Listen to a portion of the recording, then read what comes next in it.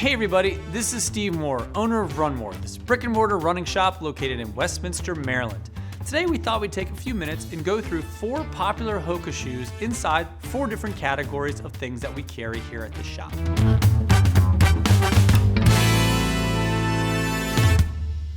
I wanted to do this because of all of the brands I carry, HOKA leads the way with people coming in saying, I want to try the HOKA, or I have a friend who only wears model HOKA 11, or I saw somebody wearing a HOKA shoe and it looks comfortable, so I will take one of those, please. So I thought we'd just take a minute to kind of go through each different category, maybe pick out the ones that we have had the most success for, or the ones we get the most questions about, so maybe you can help make yourself a better educated decision on the right HOKA for you. Because just inside our little shop here, I carry 9 different styles of HOKA, and depending on the type of year, if there's more trail-centric stuff, I might have 10 or 11. So it really depends on what's going on and what we have here. There's a lot of different options out there. So when people come in, we start asking questions about what they're doing, their training, their injury history, and that's how we line them up. So let's try to go through that quickly for you watching at home so you can make the right HOKA decision for you.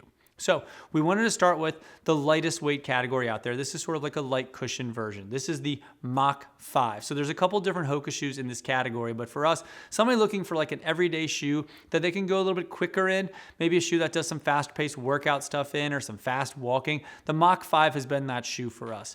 This is a neutral shoe, so if you're somebody who has any pronation issues, this shoe is not probably right for you, but if you're looking for somebody who has medium to high arches, you're looking to turn over some fast miles, you're looking to do some maybe workout stuff, this is a great option. One of the reasons we love this shoe is that it's not super tall stack height like some of the other HOKA shoes out there.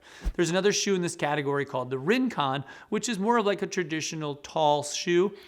This shoe is almost like it's squished down a little bit. It's got a lighter feel to it, but all the energy and the cushion is more compact in it. And I think because it's a little bit firmer than some of the other HOKA shoes out there, it's one of the reasons why it has a little more snap to it.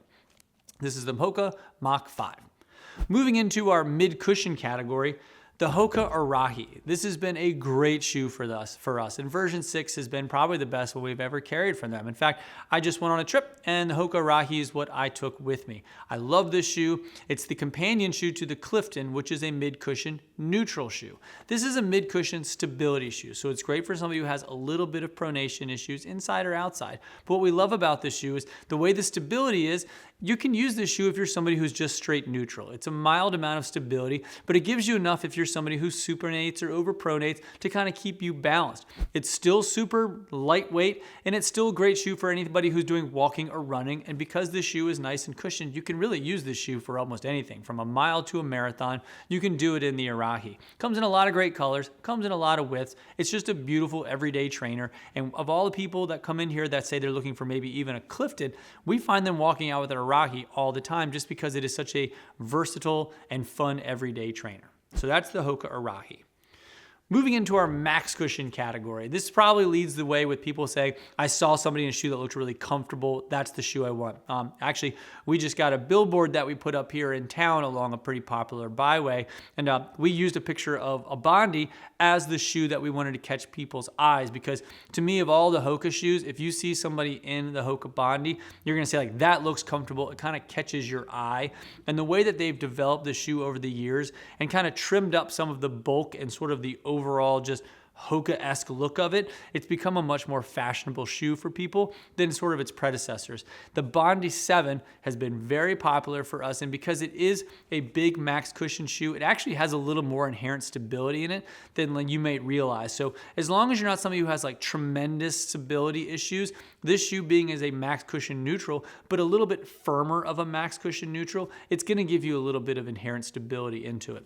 This shoe is a little bit heavier than the other ones we've had, but sort of by design. This is their most cushioned shoe that they have, so it's going to have a little bit more weight to it. And unlike some of the other HOKA shoes where you almost feel like you're sinking into it, this still feels like it has a little bit of substance to it, so it's going to be a good shoe for doing some longer miles, and even the durability on this is actually going to be pretty good considering it's sort of a big shoe and you would think that it would sort of marshmallow up. You're going to get a lot of good miles out of this shoe whether you're walking or running. Same thing, this shoe comes in a lot of colors and a lot of widths, and in fact this is the only HOKA shoe that's out there currently that comes on the men's size all the way up to a 4E. So that's one of the other reasons why we've had success with you. People that are looking for a super wide shoe, something maybe they can wear to work or every day, give you all day cushion support, and comes in a lot of different width options. So that's the HOKA Bondi 7.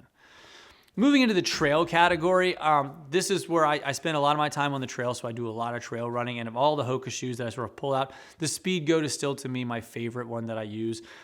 There are other shoes, sort of like the Challenger and such, that are more of like a road trail hybrid. There's stuff that's more speedy trail specific. I really like the new Mafate Speed 4. But the Speedgoat is still that everyday, versatile workhorse, not too heavy, not too light, still responsive, has a Vibram outsole to it. You can really beat the crap out of this. My good friend took a pair, never put them on, did a 100-mile race in it. He'd wearing the Speedgoats, but he just, that comfort level of putting on a shoe that out of the box without even any type of breaking in and racing 100 miles in it, that shows sort of the trust that he had in this shoe. And I kind of feel the same way. While I haven't done 100 in it, I've taken these out of a box and done a long run in it and felt totally comfortable with it. I feel great if I'm going downhill in it. I feel great if I'm going through mud in it. And even if I do have to cross over and do a little bit of road into it, this shoe is still nice enough that I can get away doing some road on it and then hopping back onto the trail. Where some of the other stuff out there that's more road and more trail specific versus more road specific, I might not like to do too much of that side to side crossing over in different terrains. But the Speedgoat has always been fine for me to doing both of those shoes.